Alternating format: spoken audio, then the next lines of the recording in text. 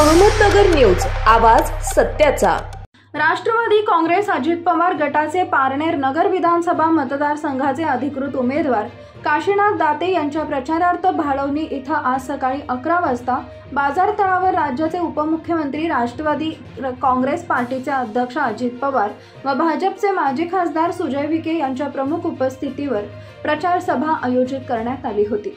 यावेळी उपमुख्यमंत्री, राष्ट्रवादीचे अध्यक्ष अजित पवार म्हणाले की महाराष्ट्रामध्ये राज्य शासनाच्या माध्यमातून अनेक योजना राबवल्या जातात। प्रत्येक घटकाला न्याय देण्याची आमची भूमिका आहे। महायुतीविषयी विरोधकांकडून चुकीच्या अफवा पसरवल्या जात आहेत।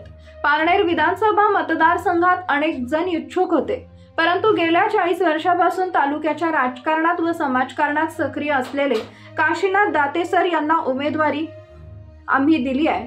श्रीगोंद येथील 2014चा पॅटर्न आम्ही पारनेरमध्ये राबवलाय। अपक्ष उमेदवार विजय औटी यांनी पाठिंब्यामुळे ताकद वाढली आहे। यावेळी विजय औटी यांच्यावर बोलताना पवार म्हणाले, विजू भाऊ, तुम्ही किती अडचणीत आहात हे मला माहित आहे। तुम्हाला कुणी अडचणीत आणले, त्रास दिला हे आम्हाला माहित आहे। निवडणूक होऊ द्या, निकाल लागू द्या, मग पाहू, असं ते म्हणाले। प्रचार आता शिगेला पोहोचला असून भाळवणी येथील सभेनंतर तालुक्यातील राजकारणाला कलाटणी मिळण्याची शक्यता आहे।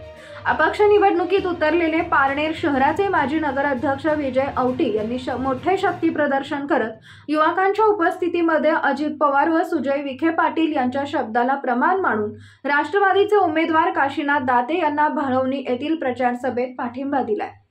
माझं ऐकलं असतं तर जोरात प्रचार झाला असता।